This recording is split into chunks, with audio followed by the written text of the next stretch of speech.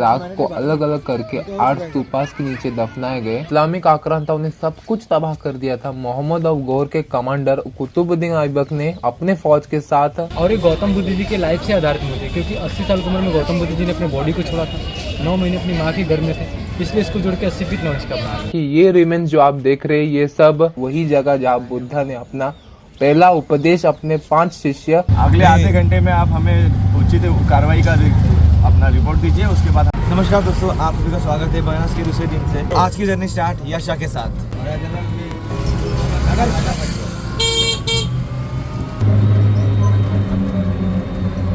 अभी हम जिस टोटो में बैठे हैं उसके बगल में और इतने से टोटो थे, ऐसा लगा कि टोटो की रेसिंग चल रही है। तो आज का सफर शुरू हो रहा है सारनाथ से, जहाँ हम कवर करेंगे सारनाथ म्यूजियम से लेकर सारनाथ के आर्कियोलॉजिकल साइट्स, जहाँ पर अशोका ने सबसे पहला सारनाथ स्तंभ रखा था, जिसे हम अशोका पिलर भी कहते हैं। साथ ही हम कवर करेंगे धर्मराज का स्तूपा, चौकनी स्तूपा, बुद्धिस्ट टेम्पल, और साथ ही आपको देखने मिलेगी वहाँ की स्पेशल महाबोधि सोसाइटी का टेम्पल। तो बने रहिए पूरे लास्ट एंड तक। सारनाथ सही में बहुत बड़ी इलाका है, बहुत बड़ा है, उसको कवर करना इतना आसान नहीं है, टाइम लगती है। आपका आधा दिन वही पूरा गुजरने वाला है, तो इसीलिए हमने सोचा कि पूरी एक तरह से एक डेडिकेटेड वीडियो बनाएंगे।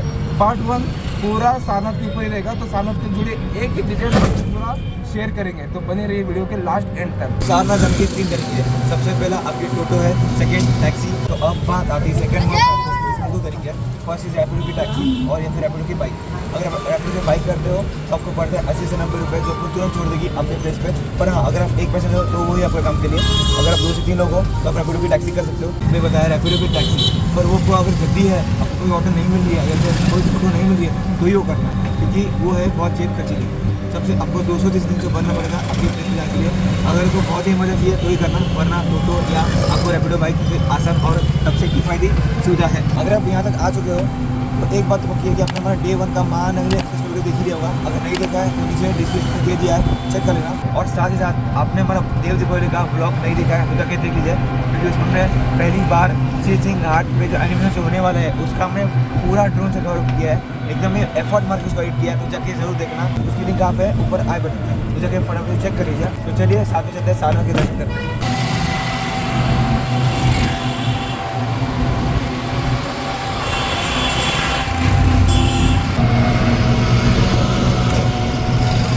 फाइनली पहुंच चुके हैं सारनाथ के थाई टेम्पल, और अभी हम अंदर चलते हैं और आपको हर एक चीज़ कवर कराते हैं। तो चलिए।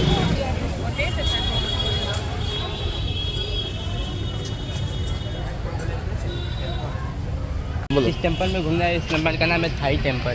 ये यहाँ पे क्यों बना है? यहाँ पे बनाया है, थाईलैंड के लोग बनाए हैं। अच्छा, यहाँ पे थाईलैंड के लोग हैं।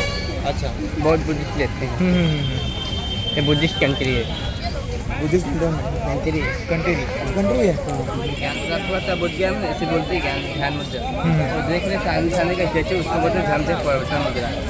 जोर से बोलिए। परिवर्तन मुद्रा जो पहला उपदेश दिया था सारनाथ ने, अब इसी मुद्रे में बैठे हुए। और बीच वाला है अभय मुद्रा, अभय मुद्रा। किसी का डर हो, किसी का भय हो। हिंदू में हम बोलते हैं, ऐसे बुद्धिस्ट में बोलते हैं बोधित्री। यहाँ पे 3rd पार लगाया गया। पहला बोध गया, दूसरा श्रीलंका, तीसरा यहाँ पे। पहला कहाँ है? पहला बोध गया बिहार में। हाँ, बोध गया बिहार, दूसरा श्रीलंका, तीसरा यहाँ पे। तीसरा यहाँ। मतलब पूरे दुनिया में सिर्फ 3 ही है, 3 ही पहाड़ है। अच्छा, चलिए।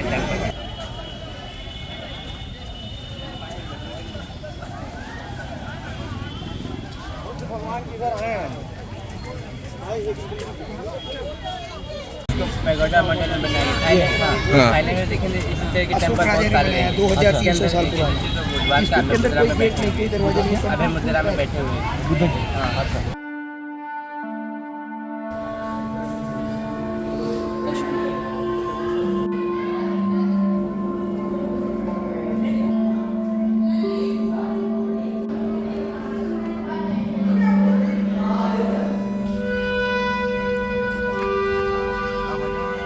देखिए, इस टेम्पल को 2 पार्ट में डिवाइड किया गया। आगे का भाग आपका टेम्पल के जो दरवाजा लगा बीच में मेडिटेशन हॉल, उसके अंदर में सुबह में और शाम को बुद्धिस्ट लोग जाते हैं तो मेडिटेशन ध्यान दें। अच्छा।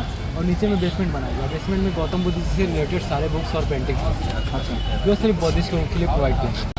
यहाँ पे सामने में एक गोल्डन मूर्ति खड़ी है। अच्छा, ये गौतम वाली। ये गौतम बुद्ध जी की माता जी महामाया देवी। गौतम बुद्ध जी के जन्म के 1 हफ्ते बाद इनकी मृत्यु हुई थी। तो गौतम बुद्ध जी का जो पालन पोषण है, उनकी मौसी महाप्रजापति गौतमी। तभी से इनका नाम गौतम पड़ा था। गौतम जी। हाँ, मौसी क्या कुछ बोला? मौसी का नाम गौतमी था। हाँ। मैंने शिक्षा दीक्षा दिया था इनको गौतम बुद्ध जी को, उन्हीं के नाम से इनका नाम पड़ा। नाम पर गौतम। ओके। और जो बॉडी वाली स्टैचू है इसकी हाइट 80 फीट 9 इंच। बॉडी। हाँ। अच्छा। ये 843 पत्थर से बना है, इसको ज्वाइन करके बनाया गया। 8 पत्थरों से। हाँ। और इस मूर्ति में पत्थरों से। हाँ। और ये गौतम बुद्ध जी के लाइफ से आधारित मूर्ति है, क्योंकि 80 साल की उम्र में गौतम बुद्ध जी ने अपने बॉडी को छोड़ा था। 9 महीने अपनी माँ के गर्भ में थे, इसलिए इसको जोड़ के 80 फीट 9 इंच का बनाया। 80 फीट 9 इंच का। अच्छा। Giant Buddha feet 80 9 inch height और unveiled by mister honoured by Surayud Chulanont. Okay. Surayud Chulanont. और सूर्यायुध चुलानोन। अच्छा, और honourable ex prime minister of Thailand. अच्छा। अच्छा, हाँ, ओके ओके।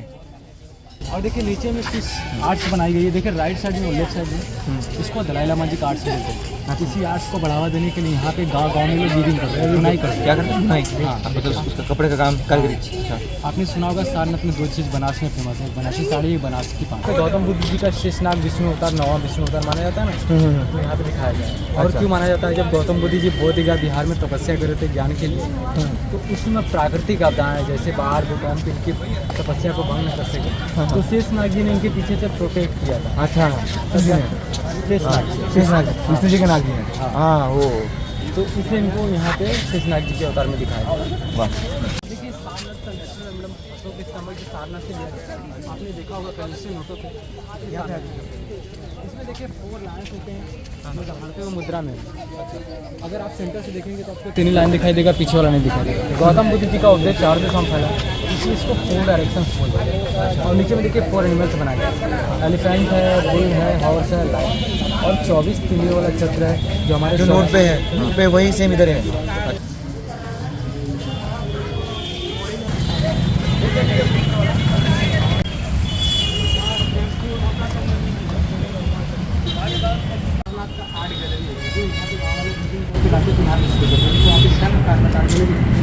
तो यहीं से व्यापारी लोग आते हैं, उसको डबल रेट पे लेके जाते हैं, तो सेलिंग करते हैं। तो आप लोग के लिए लगाया गया है, इसके बारे में जानकारी दे सकते हैं।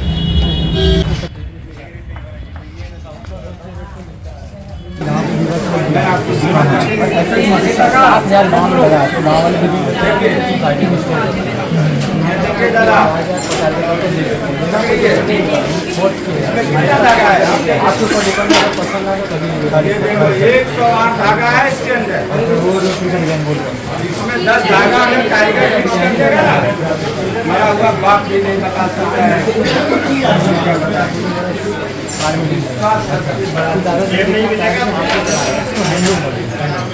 आर्कोलॉजिकल म्यूजियम को ही बोलते हैं। और मोनूमेंट आपका स्तूप है। अच्छा, वहाँ पर कितना स्तूप टोटल? स्तूप आपका बड़ा है, एक आपका सामने में देख लिया होगा चौखंडी स्तूप, एक आपका सामने में अच्छा, है देखो चौखंडी इस तरफ है और धमेक स्तूप यहाँ पे सामने है। अच्छा, और एक कितना एक पिटी करके कुछ होता है। ये यहाँ पे 2 ही स्तूप है, चौखंडी स्तूप, एक धमेक स्तूप और एक नेशनल एम्बलम अशोक स्तंभ। अच्छा, ये चौखंडी में कितना विशेष कितना है? सम्राट सूर्य जी के द्वारा बनाया गया, अपने धर्म का प्रचार करता है। अशोक सम्राट जी के द्वारा बनाया गया। और मुगलन में क्रिटिकल रूप से दुर्गंध कुटी बिहार इधर से अगर बॉय वॉक जाएंगे तो आपको 600 मीटर है, अगर इधर से गाड़ी से करके जाएंगे तो 2 किलोमीटर। अच्छा। अभी इसके बाद और दिखने लग गए हैं साथ में। और वैसे तो आपका 20 कंट्री का टेम्पल, अगर उसको विजिट करेंगे तो 1 से 2 दिन लगेगा। अच्छा। आप म्यूजियम राउंड कर लीजिए, स्तूप देख लीजिए, आपका मेन चीज़ यही। अच्छा, तो अभी हम चलते सारनाथ म्यूजियम में। और इनका यूट्यूब पे चैनल है जेके डांस शो, इनको भी सब्सक्राइब करना, बहुत ही अच्छे डांसर है। इनको भी 1000 सब्सक्राइबर्स है, हमसे भी बड़े हैं पर कोई बात नहीं।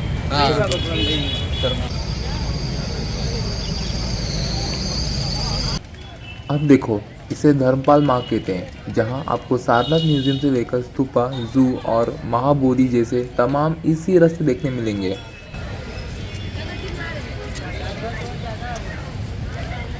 ये रहा सारनाथ म्यूजियम। अंदर फोन कैमरा अलाउ नहीं है, तो फिलहाल के लिए अभी बाहर से दिखा रहा हूँ।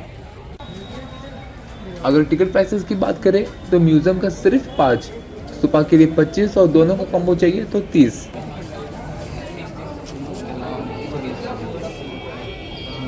ये देखो, टिकट कुछ ऐसा दिखता है। अब चलो अंदर चलते हैं और एक्सप्लोर करते हैं। यहाँ पर आपको गवर्नमेंट ऑफ इंडिया द्वारा संचालित भारत पुरातत्व सर्वेक्षण का बोर्ड मिलेगा, जो आपको स्वागत करता है। इसका मतलब यहाँ मोस्टली एक्सकैवेशन रिमेन्स है जो एशियन इंडिया की कहानी सुनाते हैं।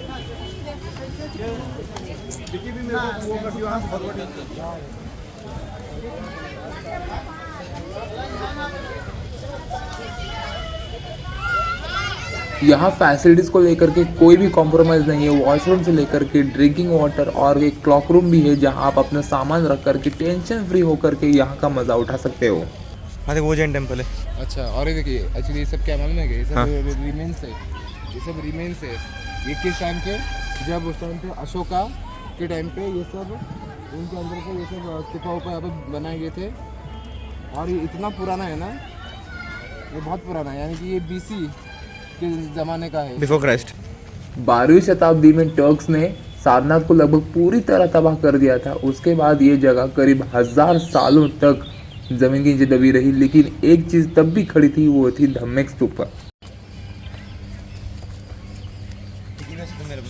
यहाँ पर एक से बढ़कर एक विहार यानी मोनेस्ट्रीज हुआ करती थी जो बुद्धिज्म का एक इम्पोर्टेंट पार्ट थी।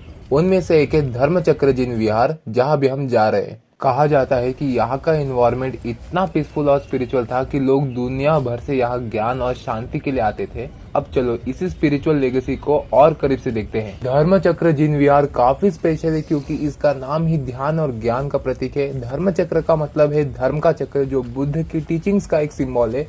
ये विहार के एक समय पर बुद्धिस्ट मॉन्क के लिए मेडिटेशन और सीखने का एक इम्पोर्टेंट सेंटर हुआ करता था। गाढ़वाल राजाएं हिंदू थे पर वो बुद्धिज्म को भी उतना ही सम्मान देते थे। 20वीं सदी में यहाँ मिले इंस्क्रिप्शन से ये पता चलता है कि उन्होंने कुछ मोनेस्ट्रीज यानी विहार को मदद पहुंचाई थी।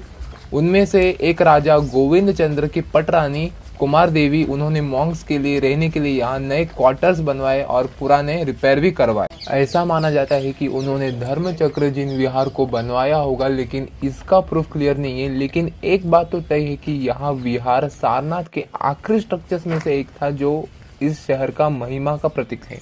ये सब देख के तो इतना तो पता चल रहा है कि ये रिमेन्स जो आप देख रहे हैं ये सब मोनेस्ट्रीज हुआ करते थे इस धम्मेक स्तूपा के करीब। जैसे मानो कि अभी करंटली 20 देशों के मोनेस्ट्रीज सिचुएटेड है सारनाथ में। उनमें से ही ये धर्मचक्र जिन विहार और मल्लगुंद कुटी दो सबसे प्रमुख हुआ करते थे। 8वीं से 11वीं शताब्दी में पाल साम्राज्य के दौरान रूलर्स ने नए महावीरस बनवाए, जैसे ओदंतीपुरी, सोमापुरा, जगदाला और विक्रमशिला। साथ ही पुराने विहार जैसे नालंदा और सारनाथ को भी सपोर्ट किया। इस टाइम पर ऐसे अलग अलग पार्ट से बुद्धिस्ट मॉन्क्स और पिलग्रिम सारनाथ आते थे ध्यान और ज्ञान के लिए। पाल रूलर्स भारत के लास्ट बड़े बुद्धिस्ट किंग्स थे। उनके बाद यहाँ गढ़वाल डायनेस्टी का शासन शुरू हुआ और उनकी राजधानी वाराणसी थी। 12वीं शताब्दी में इस्लामिक आक्रांताओं ने सब कुछ तबाह कर दिया था। मोहम्मद ऑफ गौर के कमांडर कुतुबुद्दीन ऐबक ने अपने फौज के साथ सारनाथ और वाराणसी को पूरी तरह तबाह कर दिया था। उन्होंने सब कुछ लूट लिया और साथ ही 1000 से ज्यादा मंदिर को तोड़ दिए गए और उनके ऊपर मस्जिदें बनाई। बख्तियार खिलजी ने अपने सैनिकों के साथ विक्रमशिला, ओदंतीपुरी और नालंदा को भी तबाह कर दिया। समय के चलते चलते इस स्तूपा में 6 बार एक्सपेंशन किए गए, लेकिन आज तक इसके ऊपर का हिस्सा भी इनकम्प्लीट है। फिर भी इसका चरम काम नहीं होता। धम्मेक स्तूप का नाम संस्कृत शब्द धर्मेक्षर से लिया गया, जिसका मतलब है कि पॉन्डरिंग ऑफ लव, यानी धर्म पर चिंतन करना। ये स्तूपा एक बहुत ही खास जगह को रिप्रेजेंट करता है, वही जगह जहाँ बुद्ध ने अपना पहला उपदेश अपने 5 शिष्य कौंडिन्य, असाजी, भाद्या, वापा और महानामा को दिया था। इस उपदेश के बाद ये 5 शिष्य मोक्ष को प्राप्त हुए थे और यहाँ से संघ का फॉर्मेशन शुरू हुआ। जब बुद्ध का निर्वाण हो गया यानी उनका देह त्याग हो गया, तब उनका अंतिम संस्कार के बाद उनकी राख को अलग अलग करके 8 स्तूपास के नीचे दफनाए गए और 2 और स्तूपास में उनकी अस्थियां और जलाने के बाद बची हुई चीजें को रखी गई। माना जाता है कि धम्मेक स्तूपा उन्हीं 8 स्तूपा में से एक है। यहाँ एक जैन मंदिर भी है यानी श्रेयसनाथ जैन पिलग्रिमेज, जो धम्मेक स्तूपा के पास ही स्थित है। इसका इतिहास देखा जाए तो सारनाथ के सिंहपुरी गांव को श्रेयसनाथ यानी कि जो 11वें तीर्थंकर थे उनका जन्मस्थल माना जाता है। यहाँ उनके 4 कल्याणक हुए थे, यानी कि जन्म, संन्यास और सर्व ज्ञान हुए थे। महावीर ने यहाँ अपना प्रवचन भी दिए थे। 1824 सदी में यहाँ बने हुए मंदिर श्रेयसनाथ का जन्म स्थल को समर्पण है, यानी उनकी मूर्ति, चरण चिन्ह और महावीर की जीवन से जुड़ी फ्रेस्को भी देखने को मिलती है। यहाँ पर एक्चुअली जो भी रिमेन्स है यहाँ पर बहुत ही इन्फॉर्मेटिव है, हमने आपको पूरा शेयर कर दिया है, पूरा डिटेल्स अच्छे से देख लेना। अभी हम आगे चलते हैं नेक्स्ट जू की ओर, और इधर नज़दीक जू है, यानी कि बहुत ही बड़ा इलाका है, इधर ही म्यूजियम है, इधर इस तरफ आर्कियोलॉजी सर्वे है, धमिक स्तूपा देख लिया, जैन मंदिर देख लिए, और अशोका की रिमेनिंग्स यहाँ पर है, यानी कि एक्चुअली रिमेन्स है, तो आप अच्छे से पूरा देख लीजिए। अगर बना चाहोगे तो सारनाथ जरूर विजिट करना, और मस्त विजिट प्लेस है। और ऊपर से यहाँ पर मैं आपको एक टिप देना चाहूँगा कि आप सुबह सुबह 7 बजे से लेकर इधर आए, बहुत ही शांति मिलती है, एक बार ज़रूर यहाँ पर विजिट कर ही करें। और ये जो सामने मॉडर्न मुलगंधा कुटी विहार देख रहे हो, इसका निर्माण कराए थे श्रीलंका के एक बुद्धिस्ट मॉन्क धर्मपाल ने, जो आज महाबोधि सोसाइटी के स्थापक और भारत में बुद्धिज्म के पुनर्जागरण के प्रमुख समर्थक थे। उन्होंने करवाया था। इस मंदिर धार्मिक स्तूपा के बिल्कुल पास स्थित है और एक शांत और आध्यात्मिक माहौल प्रदान करता है। इस मंदिर के अंदर बुद्ध के जीवन की कहानियाँ और उनकी टीचिंग सुंदर फ्रेस्को पेंटिंग के रूप में दर्शाई गई है। यहाँ पर एक लाइब्रेरी और ध्यान के लिए स्थल भी है, जिससे बुद्धिस्ट और यात्रियों के लिए और भी विशेष बनाता है।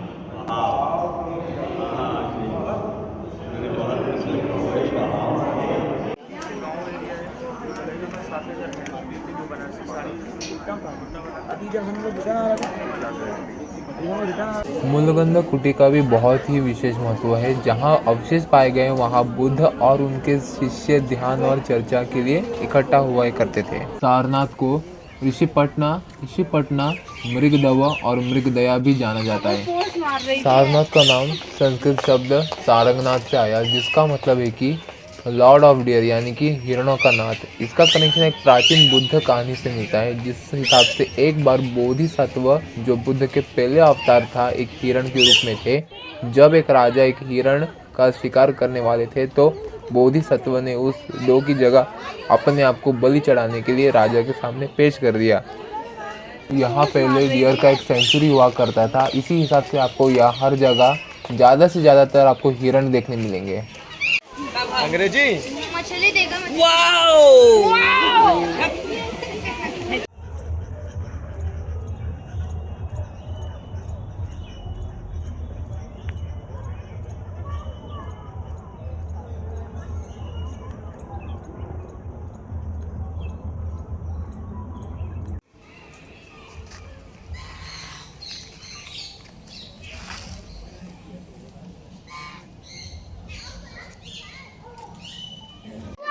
जो काटा है बड़ा वाला,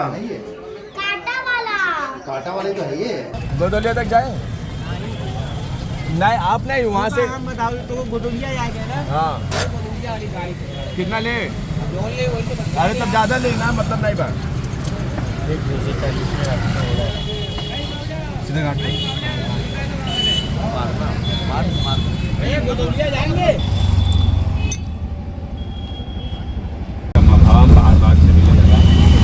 हम मैप में देख ले, मैप के ओकरे आसपास छोड़ दिया। ठीक बा, गोदले के आसपास है बा, गोदले से दूर नहीं बा। ठीक बा, ठीक बा ना। हमें मैदागिंग का रूट बता, उसके बाद गोदली हम काहे ना करेंगे, हमें रूट ना बता, आधा से ज़्यादा बंदे रूट था। अगर आप हमें लेके चलो तो हम लेके चल चलो। अच्छा, अगर हम लोग को डिपेंडेंट नहीं है तो ना जा पाएंगे। सो दोस्तों, पार्ट 1 काफ़ी लंबा हो रहा था, इसलिए हमने इसको आधे पार्ट में किया है। पार्ट 2 ये है। पार्ट 2 में आप सभी को देखने मिलेगा कि दशाश्वमेध घाट की आरती सबसे पहले देखने मिलेगी। उसके बाद हम सबसे पहले हम काशी चाट भंडार जाएंगे। भैया काशी हम हैं चटोरे, तो काशी चाट भंडार जाएंगे। उसके बाद जाएंगे दशाश्वमेध घाट में, आरती देखेंगे और ट्राई करेंगे कि आपको डिफरेंट एंगल से आपको आरती दिखाए। काफ़ी सुकून वाली आरती मिलती है, हम भी वहीं पर आरती का मजा लेंगे। एंड उसके बाद हम जाएंगे संकट मोचन मंदिर, जो कि आज है भैया शनिवार। आज होगा हनुमान चालीसा मंदिर पे, और हनुमान चालीसा के साथ भी हम लोग भक्ति में एकदम लीन हो जाएंगे, और साथ ही में आसपास की मंदिरें भी देख लेंगे। तो वीडियो को लास्ट तक देखना, अच्छा लगेगा तो लाइक, कमेंट, शेयर, फलाना टीम करना, जो भी करना, एंड सब्सक्राइब कर देना मत भूलना। यात्री ब्लॉग्स को मिलते हैं आपसे पार्ट। बूंदी था ही नहीं भाई, रायता में बूंदी था ही नहीं।